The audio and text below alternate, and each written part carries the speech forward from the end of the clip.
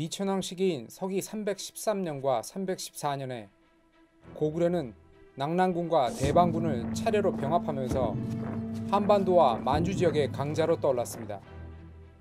하지만 미천왕을 이은 고구려 고국원왕의 시대, 고구려는 큰 위기를 맞이하게 됩니다. 당시 중국은 삼국시대를 통일한 서진이 무너지면서 북방의 이민족들이 중국 북부를 장악한 5호 16국 시대가 열리고 있었습니다. 그중 고구려와 국경을 마주한 전현은 자신들의 후방을 안정시키기 위해 고구려 침공에 나섰습니다. 서기 342년 5만이 넘는 대군으로 고구려를 공격한 전현은 고구려의 주력군을 피해 험준한 길을 뚫고 고구려의 환도성을 함락시켰습니다. 고국원왕 본인이 적에게 사로잡히지는 않았지만 어머니인 태후와 왕비가 모두 전현의 포로가 되고 무려 5만의 고구려인이 전현으로 끌려가는 끔찍한 패배를 겪었습니다. 게다가 고국원왕의 부왕인 미천왕의 무덤은 전현의 군대에 의해 도굴되어 그 시체가 전현으로 이송되기까지 했습니다. 이 일로 고구려의 수도는 철저하게 파괴되었는데 이 당시의 인적, 물적 피해는 물론 정신적인 충격까지 고구려에 얼마나 큰 상처를 남겼을지는 충분히 짐작하고도 남음이 있습니다. 만주와 중국 방면에서 진출이 막혀버린 고국원왕은 한반도로의 세력 확장을 통해 자신의 실패를 만회하고자 했습니다. 이는 당연하게도 당시 한반도에서 강자로 성장하고 있던 백제와의 충돌을 의미했습니다. 전현의 침략으로부터 27년이 흐른 서기 369년 고국원왕은 2만의 병력을 이끌고 백제를 공격했습니다. 고구려가 전현의 침략으로 쇠락한 국력을 추스르는데 오랜 시간이 걸렸던 것을 생각한다면 2만이라는 병력은 고국원왕이 상당히 무리를 해서 끌어모은 병력일 것이라는 짐작을 가능케 합니다. 하지만 결과적으로 이런 고국원왕의 승부수는 재앙으로 끝이 났습니다.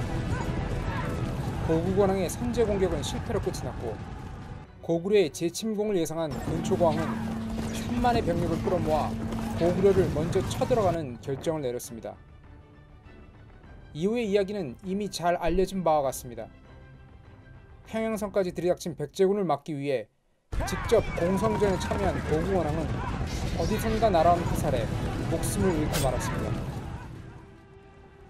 이후 고구려의 왕위에 오른 소수림왕은 너무도 당연하게 쇠락한 국력을 다시 끌어올리기 위한 작업에 착수해야 했습니다.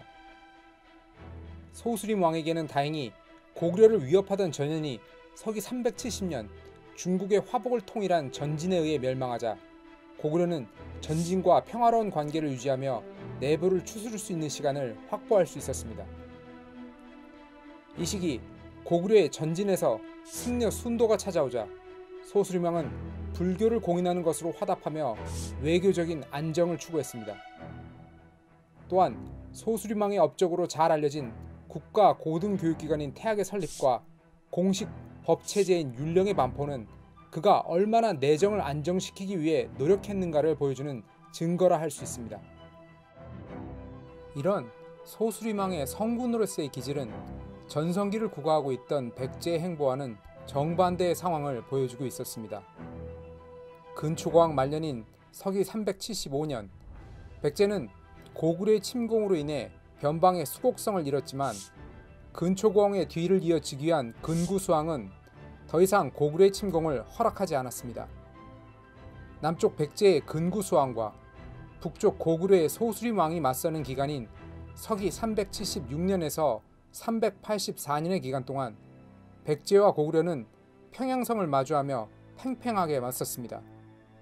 최악의 상황에서 힘을 추스렸던 고구려였지만 당시 백제는 최고의 국력을 구가하고 있었기에 고구려가 조금이라도 약한 모습을 보인다면 힘의 균형을 깨고 한반도의 주도권을 다시금 백제로 가져올 수 있는 중요한 시기였습니다.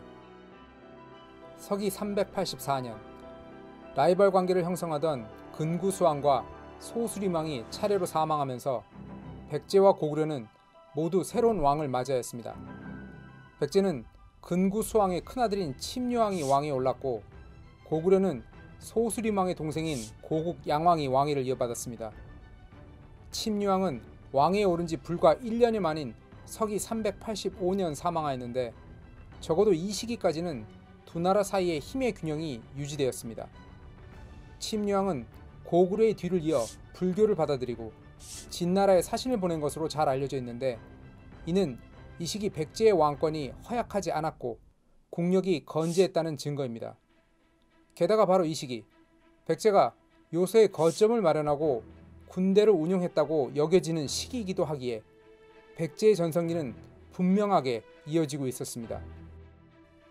젊은 나이에 생을 마감한 침류왕에게는 왕위 계승자인 아들이 있었지만 그 나이가 매우 어렸기에 왕위는 침류왕의 동생인 진사왕에게 돌아갔습니다. 서기 385년에 일어난 이 왕위 계승 과정이 무언가 석연치 않다는 것이 바로 백제와 고구려 사이에 힘의 균형이 무너지게 된 이유 중의 하나로 여겨지고 있습니다. 삼촌인 진사왕이 조카인 아신의 왕위를 가로채 왕위에 올랐고 이 과정에서 백제 내부의 결속이 약화되었을 수 있다는 의견이 여러 역사학자들에 의해 제기되고 있습니다. 또한 일본석에 따르면 야마토는 침류왕의 태자 아신의 편을 들어 진사왕과의 관계 역시 적대적으로 변하게 됩니다. 야마토는 백제에게 용병을 제공하는 입장이었기 때문에 이것은 백제의 병력 손실로 이어져 필연적으로 국방력의 약화로도 이어졌을 것입니다. 결국 진사왕 시기 백제는 지속적으로 고구려의 침략을 받게 되었고 때로는 반격을 꾀하기도 하지만 고구려와 백제의 국경은 상당히 남쪽으로 내려오게 되었습니다. 그렇다면 같은 시기 고구려는 어떠한 상황이었을까요? 소수림왕의 뒤를 이어 왕위에 오른 고국 양왕은 서기 384년부터 391년까지 짧은 시기 동안 왕위에 있었지만 비교적 성공적인 치세를 보낸 것으로 여겨집니다. 이 시기 고구려는 아주 잠깐이지만 385년 몇 개월 동안 요동지역을 장악하는 기세를 올리기도 했습니다. 그러나 이 시기는 고구려에게는 결코 쉬운 시대가 아니었습니다. 384년 건국되어 급격히 성장한 후연은 395년 차마피 전투에서 북위에게 대패하게 될 때까지 10여 년간 중국의 화북 지역에 절대적인 강자로 군림하게 되면서 고구려는 만주 지역에서는 완전히 수세에 몰린 상황이었습니다. 게다가 남쪽에서는 백제와의 소모전이 이어지는 데다가 삼국사기에는 389년과 390년에 연달아 흉작과 기근에 대한 기사가 보이는 등 국내 상황도 결코 녹록치 않았습니다. 이런 고구려의 전반적인 대내외 여건을 고려한다면 진사왕 시기에 백제가 국력을 최대한 끌어모았다면 고구려를 크게 흔들 수도 있었을 것입니다. 야마토의 용병들을 최대한 활용하고 후연과의 외교 등을 통해 고구려를 동시에 압박했다면 근초고왕이 점령하지 못했던 평양 이북의 고구려 땅까지 공격할 수 있었을지도 모릅니다. 하지만 백제는 이와는 정반대의 길을 걸었고 고구려가 굉장히 힘들었던 시기에 시간을 벌 수 있게 허락했습니다. 심지어 고구려의 국경이 남쪽으로 후퇴할 지경이었으니 후대의 백제인들이 돌이켜본다면 정말 땅을 치고 아쉬워할 백제 역사의 가장 결정적인 순간이었습니다. 반면 고구려는 이 어려운 와중에도 견고히 나라를 지키며 국력을 모았고 세력이 위축되는 것을 피할 수 있었습니다. 그 증거가 바로 392년 신라 내무랑의 조카 혹은 사촌뻘인 고위왕족 실성이 고구려에 볼모로 온 것입니다. 신라는 변경을 괴롭히던 야마토 해적이나 적대적인 관계를 형성하고 있던 가야 등의 압박에서 벗어나기 위해 고구려를 상국으로 섬기기로 결정했습니다. 이 결정은 고구려가 자신들을 지켜줄 수 있을 것이라는 확신, 다시 말해 고구려의 국력에 대한 믿음이 없이는 불가능한 일이었습니다.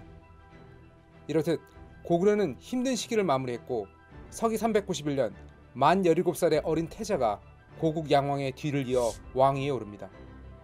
그의 이름은 담덕, 훗날 광개토대왕으로 알려지게 될 인물이었습니다. 다음 이야기에서는 광개토대왕의 백제 공격과 이를 저지하기 위한 백제의 처절한 저항을 살펴보려 합니다. 다음 이야기가 궁금하시다면 구독과 좋아요를 꼭 눌러주세요. 여러분의 도움이 있어야 한국 고대사 시리즈가 이어질 수 있습니다.